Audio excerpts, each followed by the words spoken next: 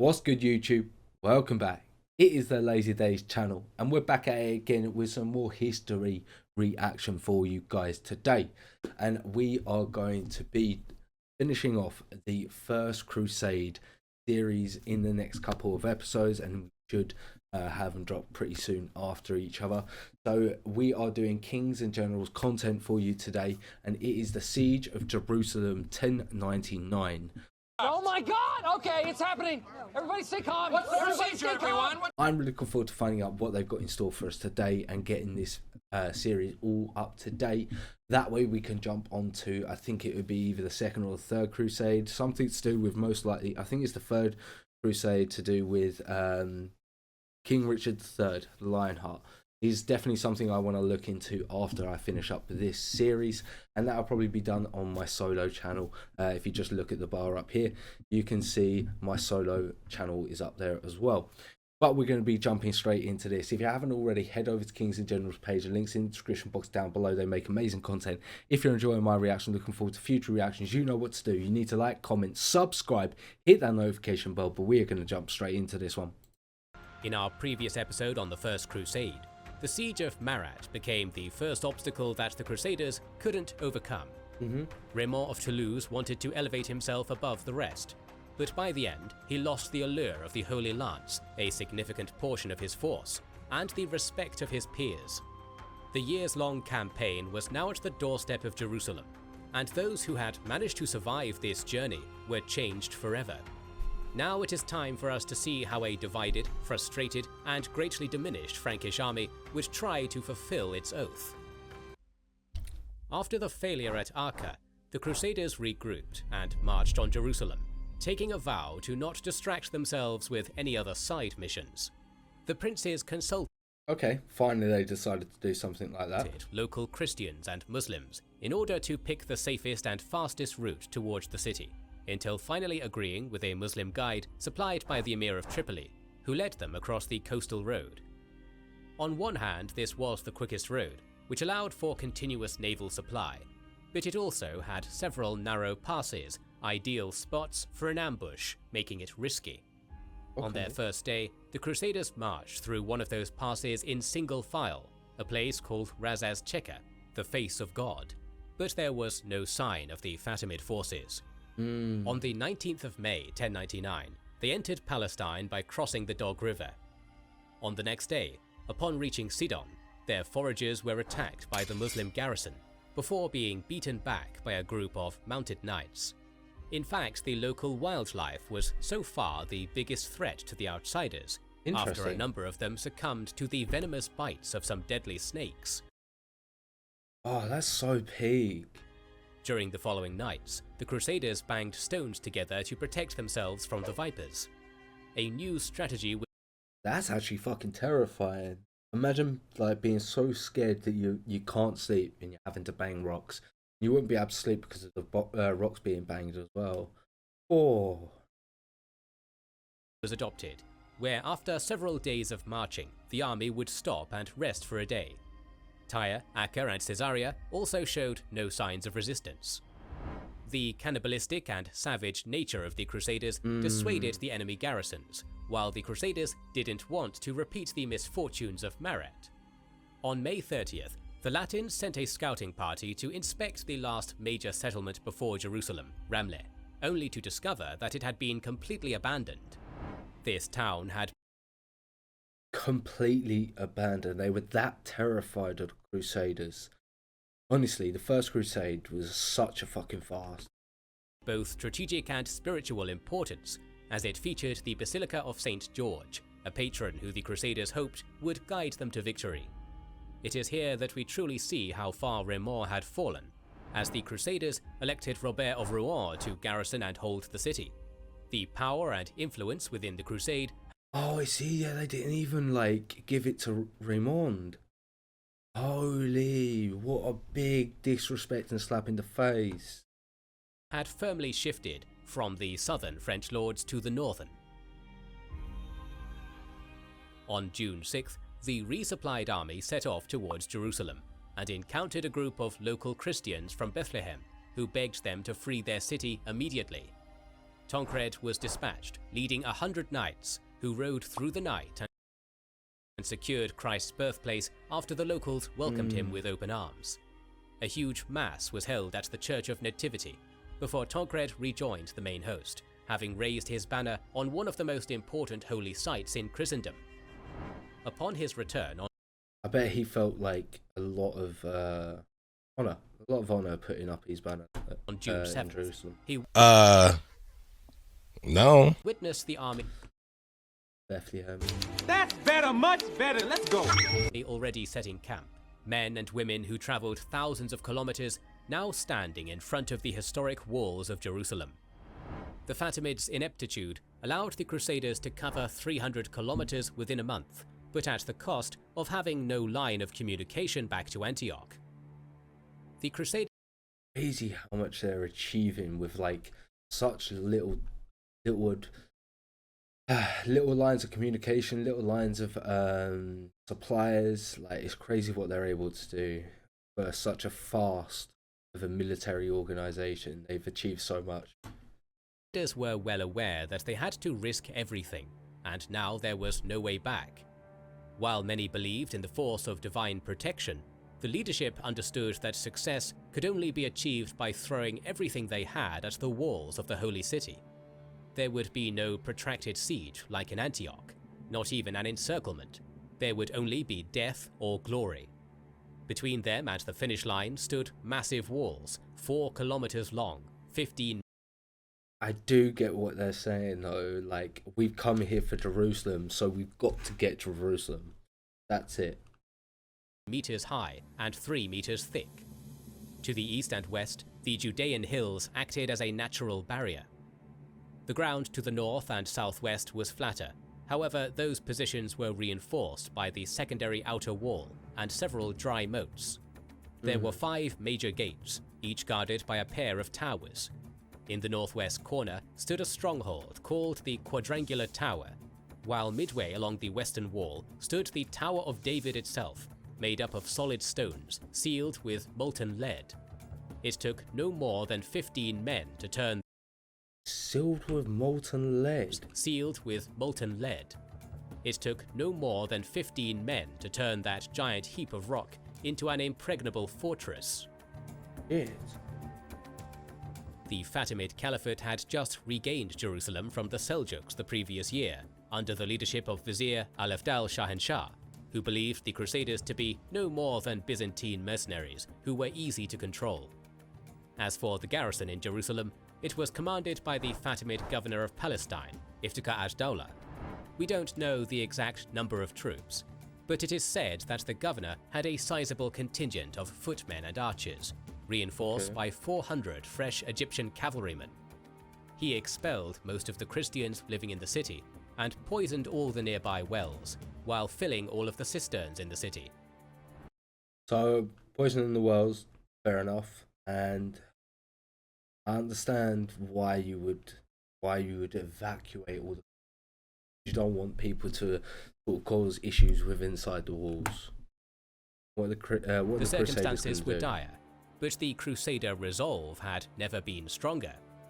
One Latin chronicler recounts the atmosphere by describing Tancred as he stood on the Mount of Olives. He turned his gaze towards the city, from which he was now shepherd, separated only by the valley of Josaphat, and saw the Lord's sepulchre. Drawing a great sigh, he sat down on the ground and would willingly have given his life there and then, just for the chance to press his lips to that most holy church. The Latins had 1,300 knights and 12,000 soldiers, divided into many camps with barely enough cohesion to hold them together. There were now 2 remaining factions.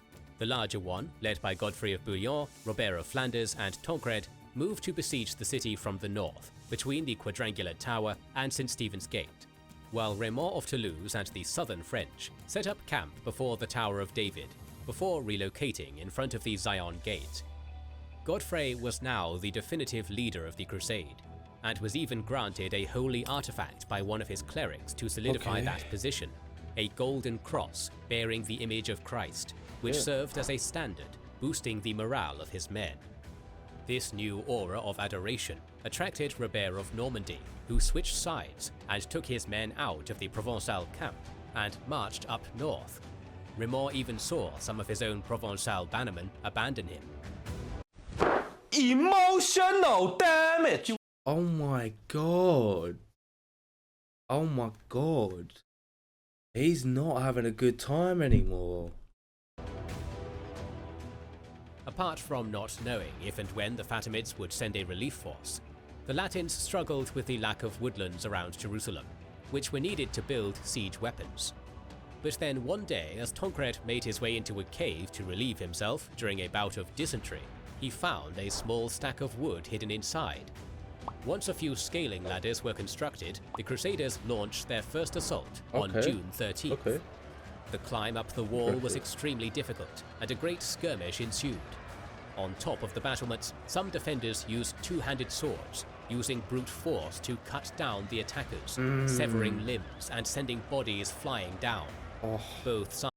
You imagine having to scale a wall and just have someone with a two-handed sword just swing at you as soon as you come up. Scary as shit in the world. Sustained heavy casualties, but in the end, the first assault ended in failure. This defeat convinced the Franks to change their strategy, and both Crusader camps agreed to avoid further assaults until the necessary siege weapons were built, What are they gonna do? despite lacking the materials and craftsmen needed for siege towers, rams, or catapults. Sitting in the middle of the arid hills under the hot summer sun, with no drinkable water around them, the Crusaders began to suffer the effects of thirst. One chronicler recounted, "We suffered so badly from thirst that we sewed up the skins of oxen and buffaloes, and we used to carry water in them for the distance of nearly 6 miles. We drank the water from these vessels, although it stank, and with that foul water and barley bread, we endured great distress and affliction every day, for the Saracens used to lie in wait for our men by every spring and pool, where they killed them and cut them to pieces." Fucking hell, sieges for both sides. It's Some of the marsh terrifying. water was so contaminated that men even accidentally swallowed leeches, causing a painful death. But right when all hope seemed lost, on June 17th, 6 ships, most of them Genoese, docked at Jaffa. Unbeknownst to the Franks, the port they didn't bother to secure was left abandoned. A messenger was sent out and arrived at the dismayed Crusader camp. The Latins then dispatched 3 squadrons, the first under Geldemar Capnel with 20 knights and 50 infantry, 50 knights under Raymond of Pillet, and finally William of Sabran with an unspecified but similar number of men. On their way to Jaffa, the first group encountered They take the boats, a don't they? 600-strong Fatimid detachment, which engaged them.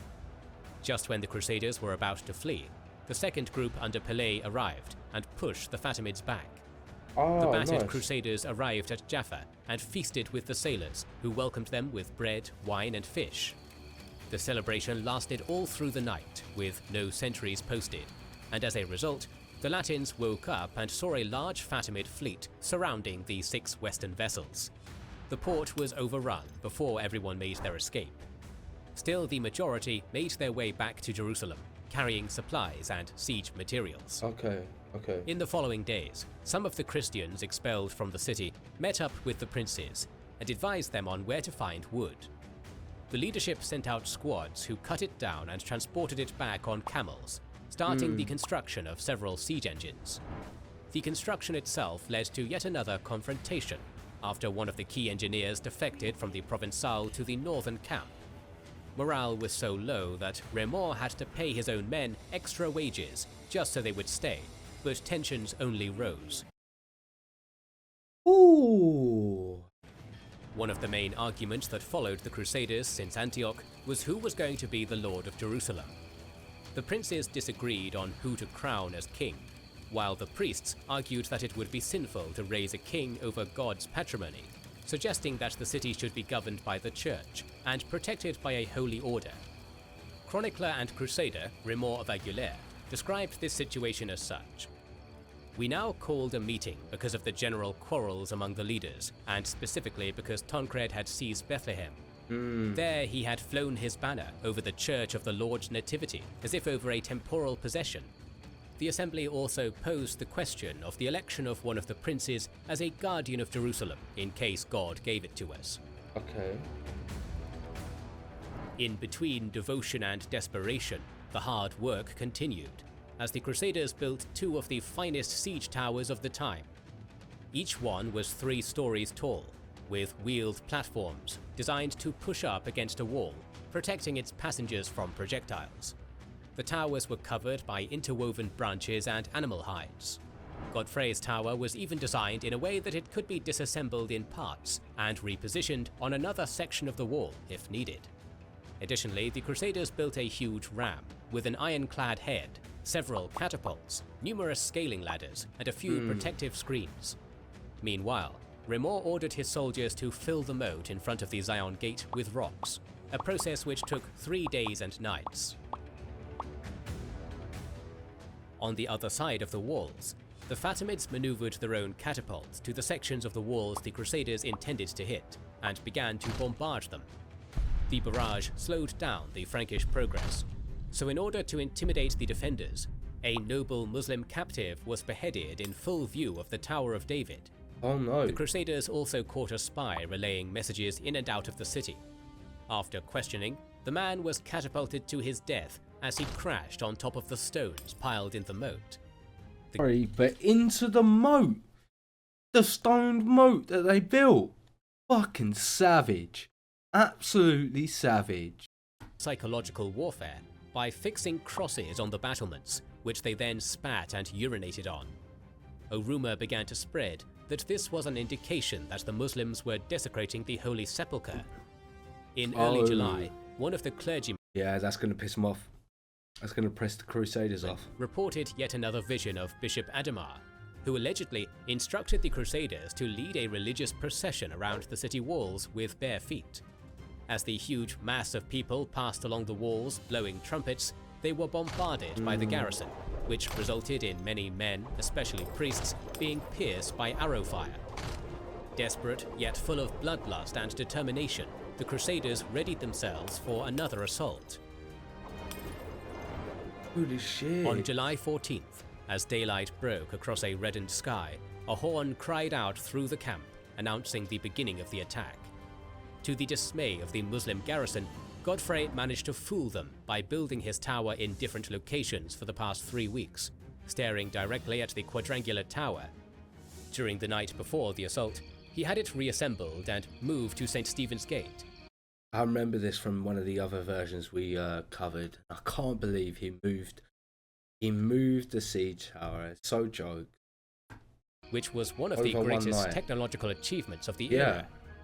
On the Crazy. northern front, for hours, many brave men pushed the massive ram towards the wall, inch by inch, until they used it to tear down a part of the wall. The defenders then poured fire kindled from sulfur, pitch, and wax, setting it ablaze. The Latins frantically threw the remainder of their water supply, trying to save the ram, but only charred beams remained. But then, in an almost comical reversal, the Crusaders lit the construction on fire again, so that it would clear the path through the breach. Seeing this, now the Fatimids started throwing buckets of water, but before long the ram was gone, and the breach was now fully open. On the southern side, Remor had far less success, since the majority of the garrison was positioned in his location. That included 9 out of the 14 catapults at the garrison's disposal. Whoa. Why so many on Raymond's Big position? rocks were hurled at them, alongside hails of arrows.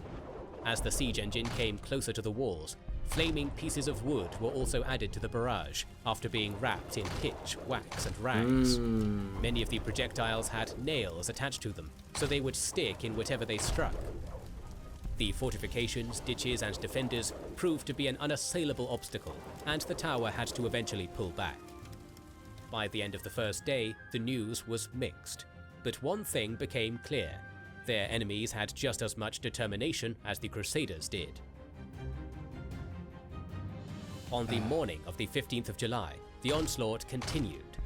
Remor's tower approached the wall again, and it was once more repelled by a barrage of catapult fire until it started to burn and collapsed. The other tower, bearing the Golden Cross standard and filled with men including Godfrey of Bouillon himself, moved slowly towards its destination, just one well-placed shot away from collapsing on top of the Crusaders and all of their hopes.